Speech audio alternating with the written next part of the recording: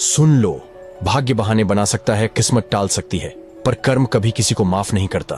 मनुष्य जन्म से लेकर अंतिम श्वास तक अनेक अनुभवों से गुजरता है। कोई अमीरी में पला बढ़ा तो कोई तंगहाली में, कोई वैभवशाली घरों का वारिस बना तो कोई खाली हाथ मैदान में उतरा।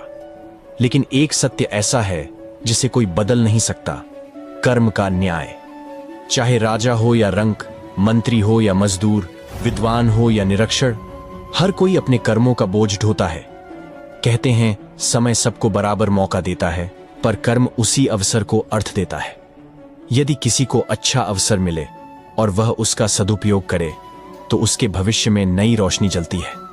वहीं यदि अवसर को व्यर्थ कर दिया, दूसरों के हक पर डाका डाला या झूठ को सच बनाकर छल किया, तो वही कर्म भविष्य में काटने आते हैं। परिवार में देखिए, बच्चे वही सीखते हैं जो माता पिता करते हैं। पिता यदि मेहनती है तो पुत्र भी ईमानदारी की राह पकड़ता है। माता यदि धैर्य और त्याग का उदाहरण बनती है तो बेटी भी करुणा और शक्ति का स्वरूप धारण करती है। यह सब शिक्षा पुस्तकों से नहीं बल्कि कर्मों से मिलती है। कर्म किसी उपदेश की तरह नहीं बल्कि आईने की तरह होता है। जैसे आईना झूठ नहीं बोलता, वैसे ही कर्म भी सच्चाई सामने रखता है।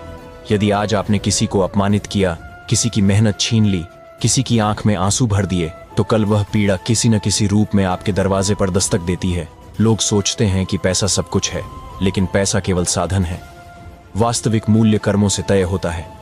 जिसने धन कमाया पर दान न किया, जिसने शक्ति पाई पर संरक्षण न दिया, जिसने सम्मान पाया पर विनम्रता खो दी, वह अंततः खाली रह जाता है।